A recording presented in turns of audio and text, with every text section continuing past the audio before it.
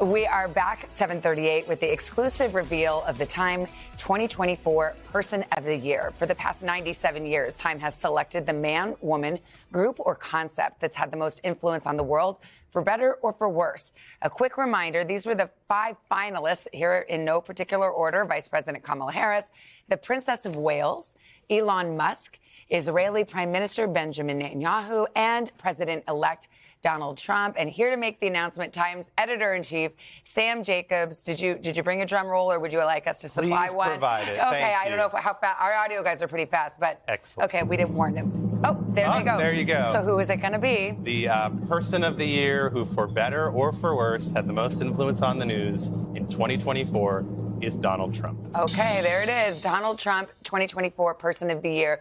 I mean, look, often the person who wins the U.S. presidential election does end up on the cover of this magazine. Tell us about this choice. This is someone who made a historic comeback, who reshaped the American presidency, and who's reordering American politics. It's hard to argue with the fact that the person who's moving into the Oval Office is the most influential person in the news. Was this a matter of heated debate inside the Time newsroom? I mean, you had some interesting contenders who you could have made an argument for. Absolutely. And when you come down to try to pick the sort of, 8 billion people on the planet and who are the 5 billion people, or the 5 people who had the most influence on the news, there's always a hot debate.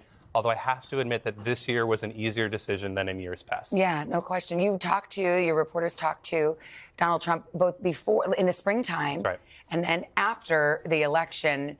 Was there a difference that you noticed in between those two interviews? I think Time has spent more time on the record with the president-elect this year than any news organization. And what we saw from when we spoke to him in the spring to now is someone who's maybe a little lower volume, a little more subdued. For Donald Trump, perhaps a little bit reflective. He told us that it's sad, actually, that the campaign is over. This is someone who loves to be in a fight.